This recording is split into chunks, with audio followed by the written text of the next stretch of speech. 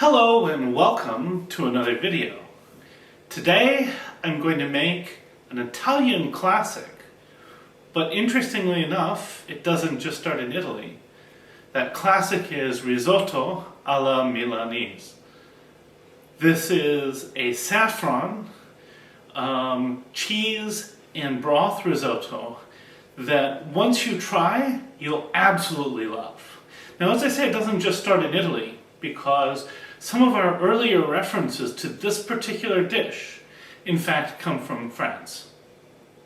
So, obviously, rice and saffron has been a combination which is spread across sort of Mediterranean Europe. At various times, paella shows it, this dish shows it, but all of these are a little very different. At any rate, I'm going to show you how to make it, and I'm going to give you some examples of how to make it much better. Now, I'm missing one critical ingredient for a perfect risotto Milanese, and that is bone marrow. To make a perfect risotto Milanese, you're going to start by sautéing butter and bone marrow together to create a really awesome fat combination. I don't have that today, and so we're going to talk about a couple of substitutes that you can use if you don't have bone marrow. But if you have bone marrow, by all means use it. It is the best option bar none, but again, if you don't have it, then your next best option is to mix, in my view, some chicken fat with your butter. Chicken or goose fat or similar. I have goose fat, so that's what I'm going to use today. At any rate, let's go ahead and go over our ingredients. And I forgot to put my butter up here. We have 400 grams of arborio rice, 1.5 liters of Italian beef broth, and I've made this myself. I have a recipe there that will be coming out in 2 weeks, that you'll be able to see how to make this yourself. If you can't, you can use store-bought beef broth, but this is just so much better. So keep an eye out for this recipe and take a look. 50 grams of fresh grated Parmesan Reggiano cheese. 100 grams of butter divided into 2 roughly equal blocks. Normally like 150 gram or so onion, but I have 3 small onions instead. And saffron, I have here about twice as much as it calls for. I think this is around 40 stamens of the saffron crocus. Most recipes I see call for about 20, but especially since I don't have the bone marrow, I decided to play up the saffron. So, and then of course, I'm going to take a nice spoonful full of chicken fat or goose fat or similar. So, what I'm going to do next is I'm going to chop my onions, and then we'll go ahead and get started. So in a cold pot, we're going to take our 50 grams of butter, a similar amount of an animal fat, ideally traditionally bone marrow. I'm going to use goose fat here. If you don't have like bone marrow and you don't have chicken fat, you can use just extra butter. So you could put like a whole stick of butter in there in American terms. And I'm just going to add my onions, which are now chopped, into this pot here, and we will start to heat it up and basically start to sort of lightly caramelize the onions in the resulting fat. So I'll be back as this starts to happen.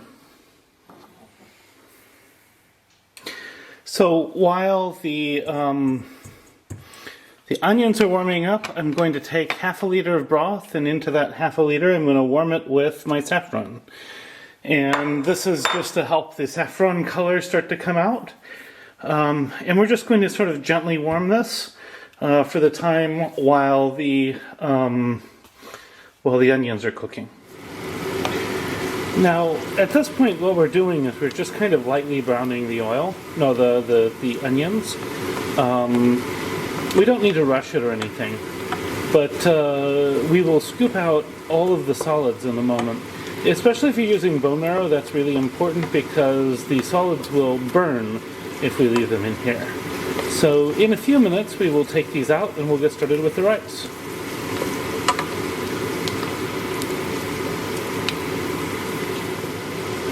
So it's been a few minutes and the onions are now pretty soft. So we're just going to scoop these out.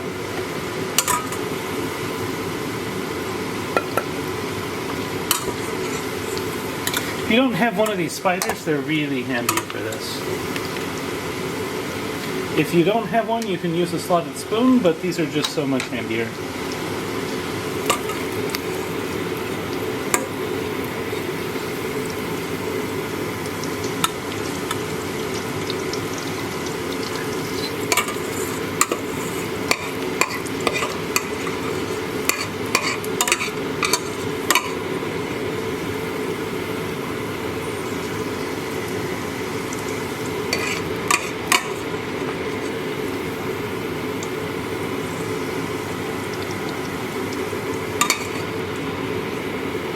We really want to get as much of this out as we can, but I'm going to go ahead and continue scooping this out off screen, and then I'll come back once I've added the rice. Alright, so there are a few little pieces left, can't really do too much about that.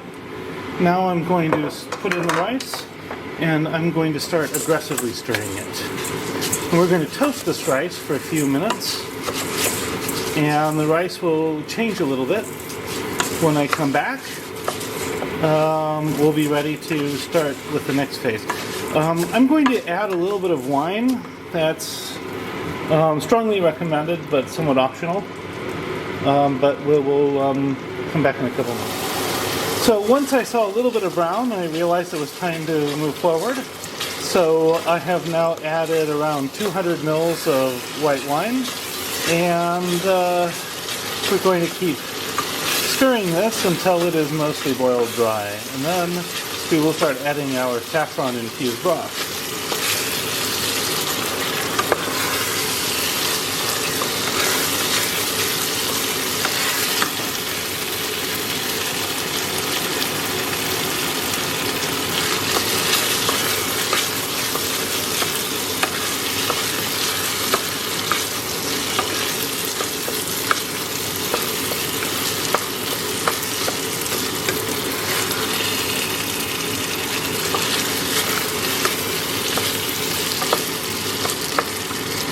Alright, so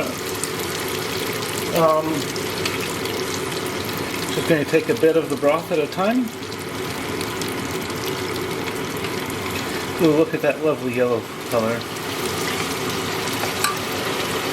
Maybe 2 ladles at a time, and we're just going to stir it and basically let it boil dry, and then repeat.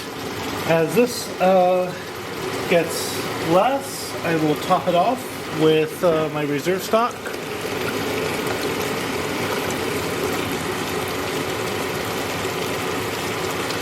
And we'll just keep this going.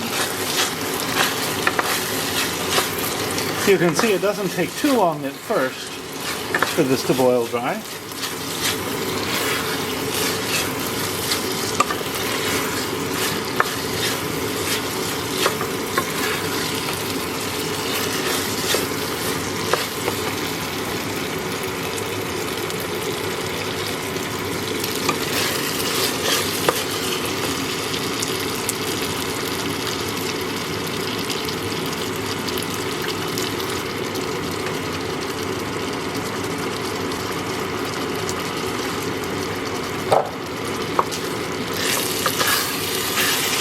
And we can keep this going for a while.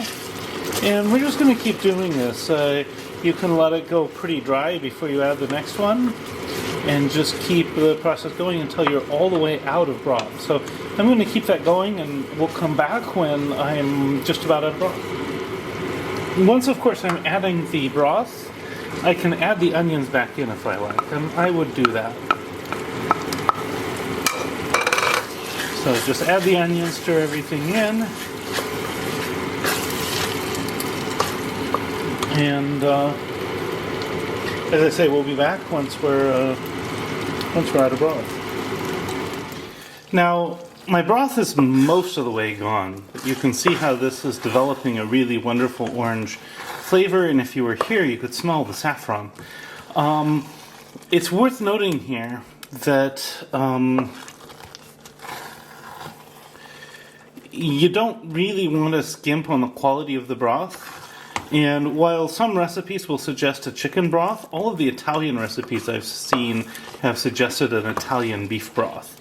So by the time this video goes up, you'll be able to see the recipe, though not the video, for that broth.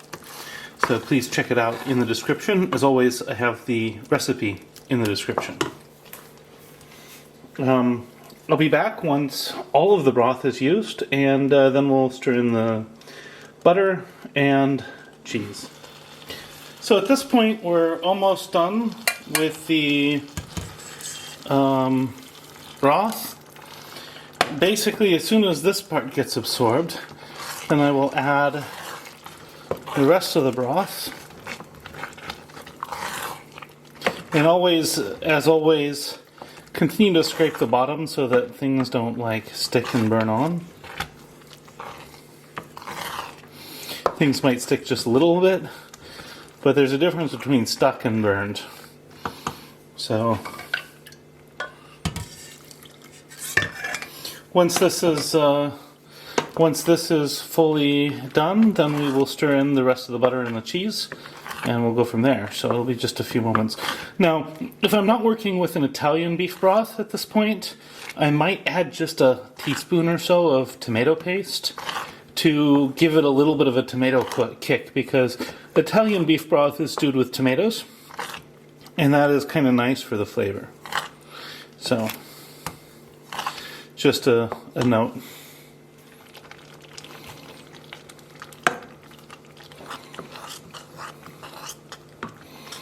So now we're ready to add the rest of the broth. And so we're going to stir this up.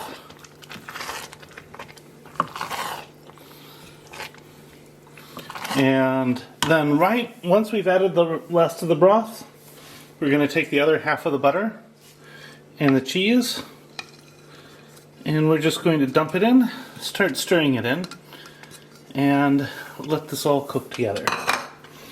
And in a couple minutes, I will be back to discuss plating and presentation. But this will thicken up a bit in that couple of minutes. So, back in a little bit. So, I have chosen a dark red bowl to go with this bright yellow risotto.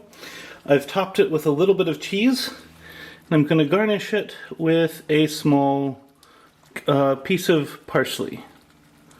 That did not quite go the way I wanted. Let me just try again. Maybe on top of the cheese like that. Yep, that's perfect. So, here is our risotto Milanese. And now for the taste test.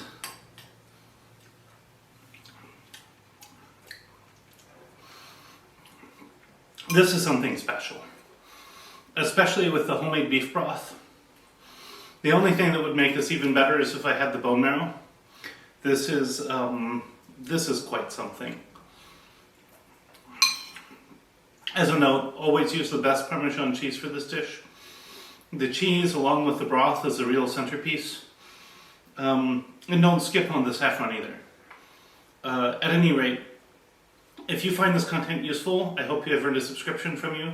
Please also comment, like, and share any of my posts. This helps me decide what to make more of. And, you know, on top of that, if you have suggestions or anything you'd like to see on this channel, please feel free to leave them in the comments of this or other videos. I do read every comment, and I do use them to decide what to make more of. At any rate,